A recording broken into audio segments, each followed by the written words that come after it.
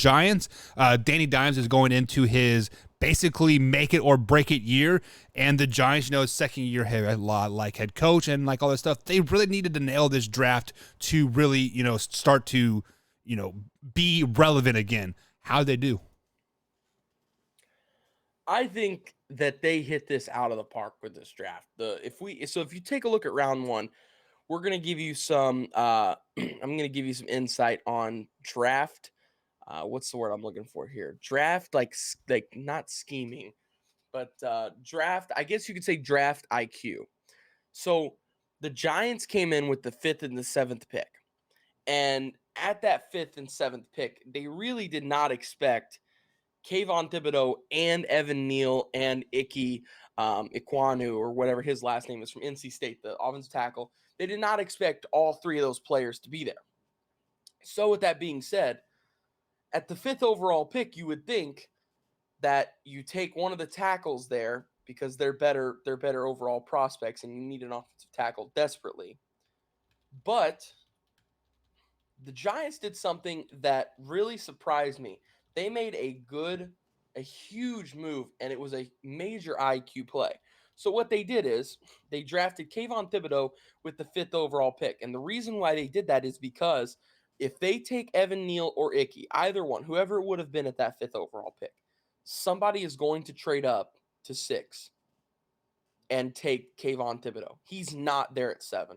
He's not there at 7. That's not happening because the Panthers on draft day and even the day before draft day had expressed multiple times, hey, we're willing to trade down from 6. We do not like that 6th pick, and we want to move back. Now, while they did end up taking somebody at that 6th overall pick, that's because both of the two incredible offensive tackles in this draft fell to them, and they got to pick of their choosings for either one. They ended up not trading back, and they also didn't trade back because Kayvon Thibodeaux wasn't on the board anymore. Nobody was going to trade to get Kayvon Thibodeaux, or he went on the board, so they couldn't have picked him. So no matter what, at the 6th overall pick, if Thibodeaux is still there, he's gone. You don't get him at 7. So they took him with 5. And the reason why they did that is because they needed an offensive tackle.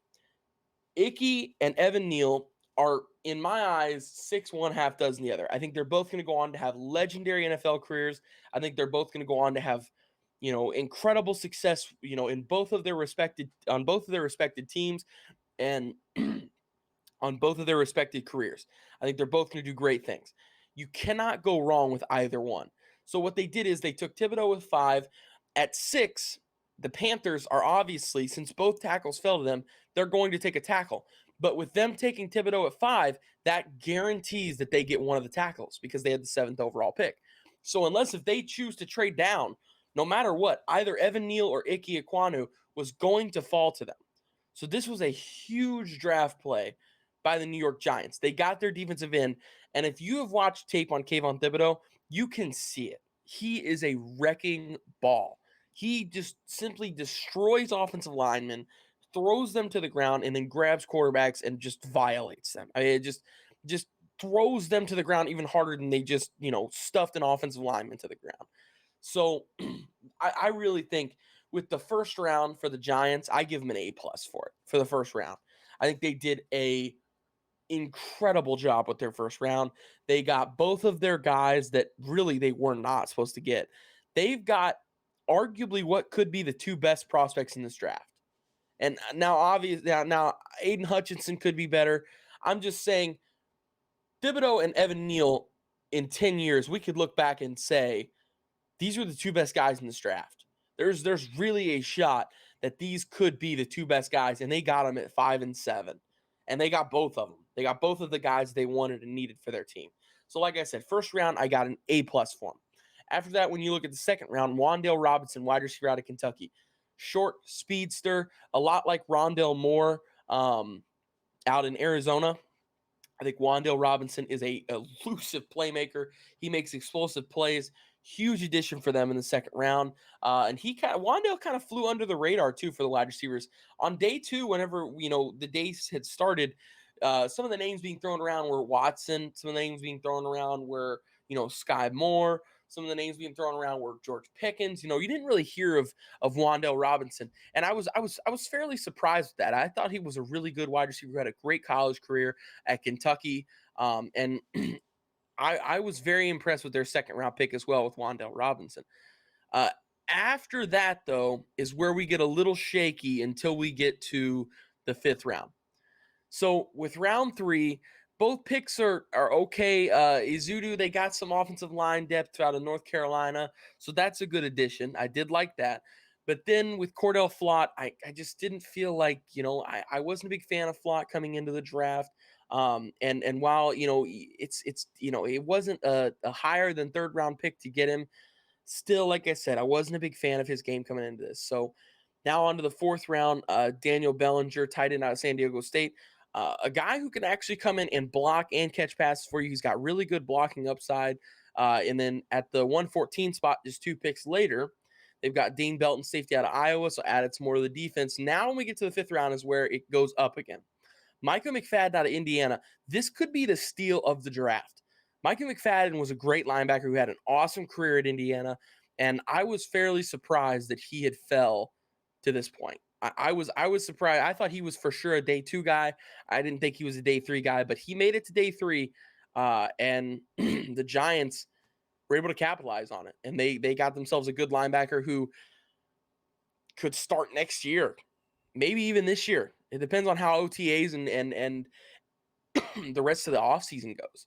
So with that being said, 5th round pick looked really good there.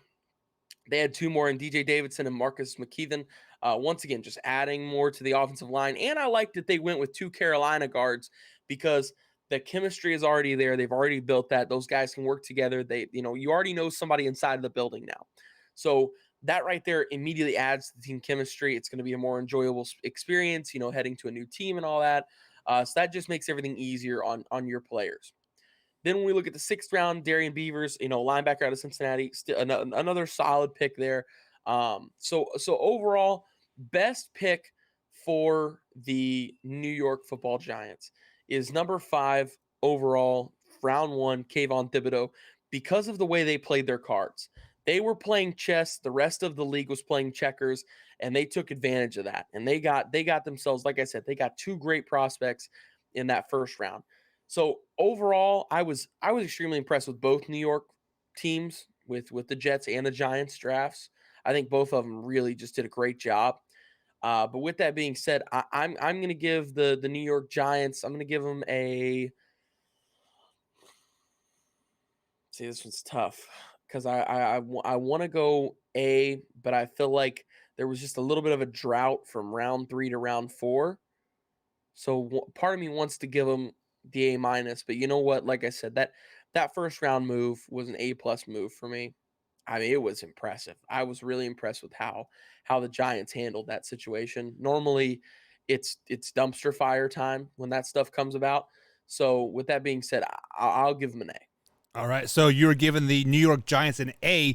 The only thing that I don't like is that they did not explore opportunities to really build picks for next year, because if Daniel Jones is a bust, and isn't their quarterback, they might need those picks for next year to move up to get a solid quarterback in the draft.